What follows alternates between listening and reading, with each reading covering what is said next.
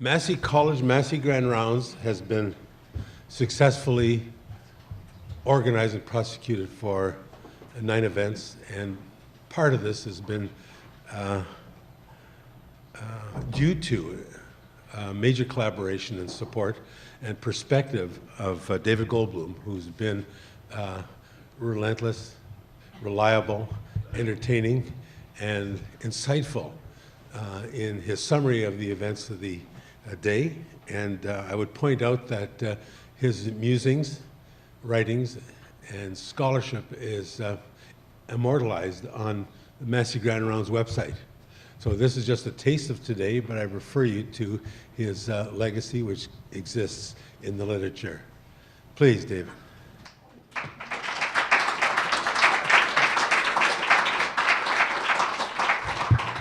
Thanks, Abhi. And I'm trying to find a position at this microphone that doesn't make me feel like I'm standing at the base of the Grand Canyon. I don't know, is there a lot of reverb right now? It's okay? Okay. Okay, I found the sweet spot. Well, as you know, the role of the closing speaker is generally to repeat at high velocity everything that was said by the preceding speakers. And I'm not going to do that. I am delighted to be the closing speaker. I think this is probably my 8th or 9th time that I have done this. But I should make a disclosure statement about my relationship to all the speakers we've heard today, because in one way or another, I actually have some connection with each of them. I had the horrible misfortune about 10 years ago of having to speak immediately after Romeo Dallaire to a sobbing audience of people who were so profoundly moved, and understandably, by what he had to say. I should have just shown up with a mop rather than my prepared remarks, and I made a mental note never to speak after him. I should also point out at a tribute dinner for Michael Kirby a number of years ago, where I was asked to speak, I agreed to speak, but only on the condition that I speak ahead of Hugh Segal. And that turned out to be a wise decision as well. Anthony Feinstein, who we heard earlier today, Anthony and I have been a violin and piano duo now, intermittently for about 20 plus years, at the Wellesley Hospital, late lamented, annual Christmas party for the psychiatric inpatients. The only entertainment was 2 Jews with a violin and a piano who were free on Christmas Day. We played a small smattering of chamber works, and as a consequence, dramatically reduced the length of stay of inpatients who literally fled the hospital during the scherzo.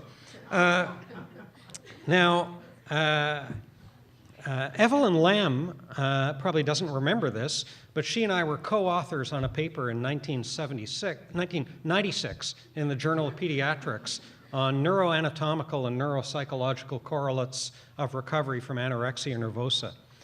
She may not remember the paper, but I believe it was pivotal in her career, and I was happy to be a part of it. Catherine Zahn is, of course, my boss. Trevor Young, also my boss. But Trevor and I go back to 1984, when he was a boy intern and I was a resident at McGill. And I have the photographic proof, which I'm not going to show you, but we were both ravishing brunettes at the time. I've known Janine Robb for at least 15 years, and we've worked together, and I know what a dynamite person she is.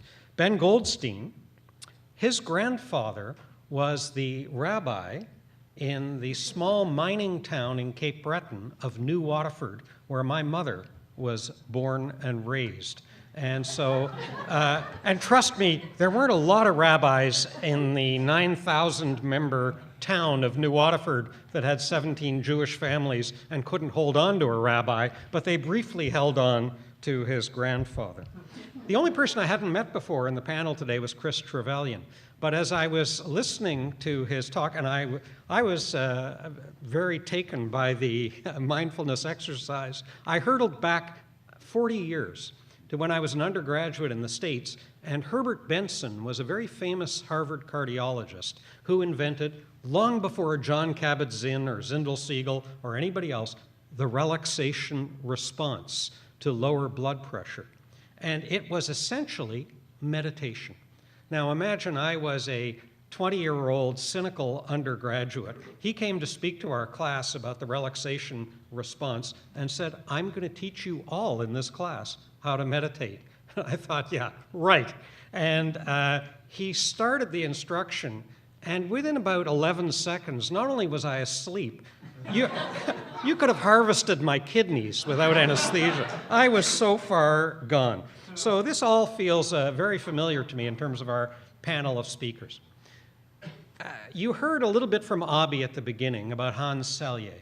You saw his picture, but I don't think adequate attention was paid to Hans Selye, without whom the modern field of stress research would not exist. And let's remember Hans Selye, a member of the Canadian Medical Hall of Fame, born in Vienna of Hungarian heritage, came to Montreal in around 1936, was at McGill University and then the Université de Montréal, and had a legacy that included about 1,500 peer-reviewed papers, about 19 books, and introduced the concept of stress and eustress into modern medicine, and was, I think, nominated 10 times for the Nobel Prize. A little bit of an ignominious finale was that he was apparently in the pay of the tobacco industry and advocated for the virtues of smoking.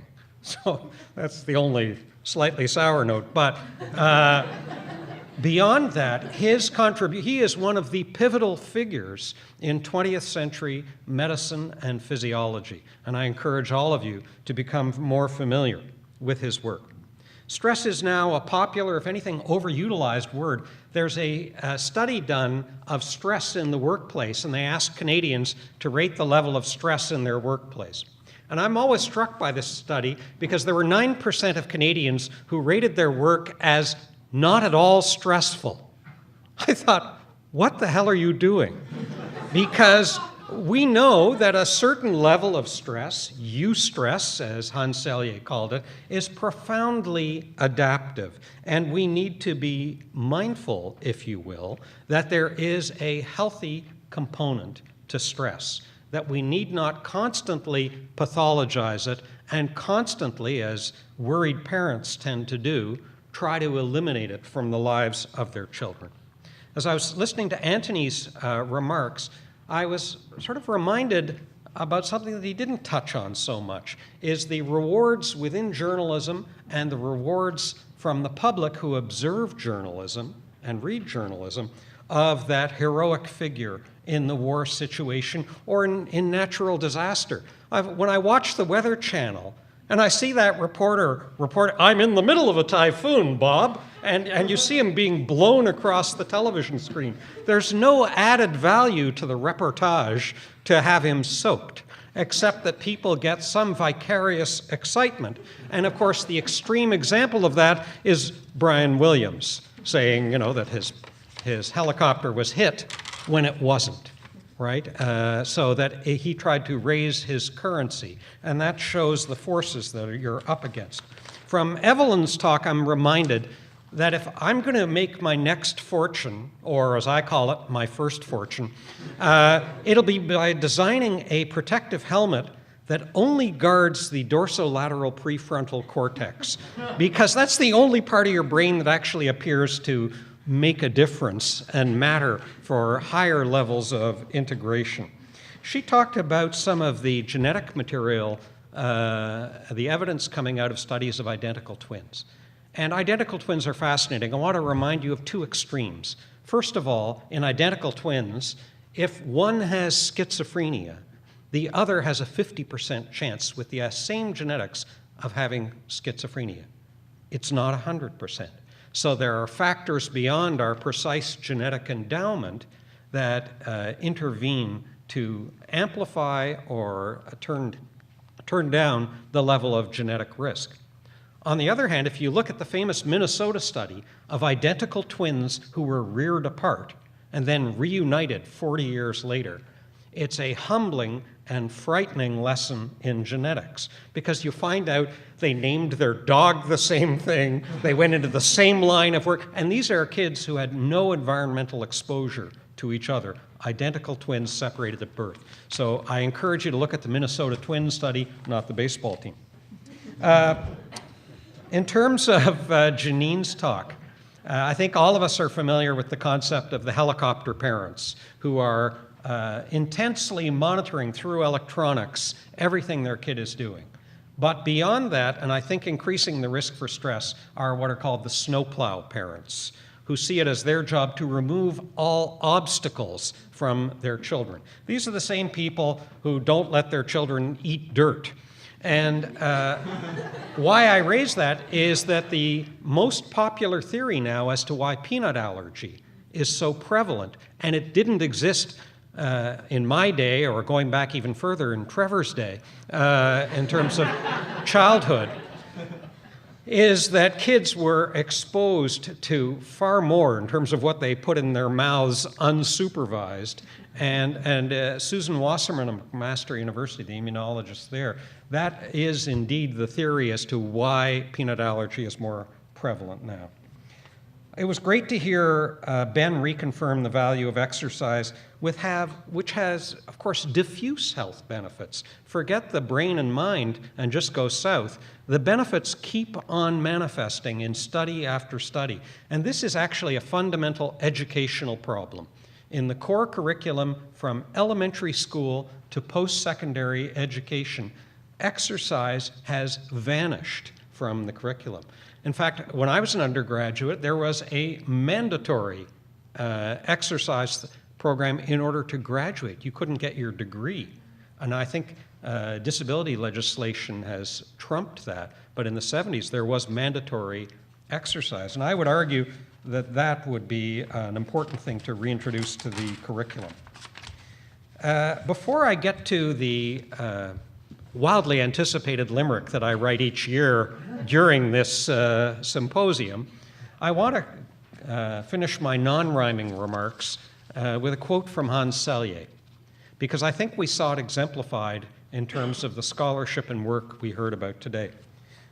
Over the doors of the Hans Selye Research Institute in Montreal is the following inscription: "Neither the prestige of your subjects and the power of your instruments, nor the extent of your planning can substitute for the originality of your approach and the keenness of your observation." And that is, I think, a basic lesson for all scientists. To conclude, and I am just about done here, almost in every sense. This may be my last 10 minutes as a senior fellow of this college.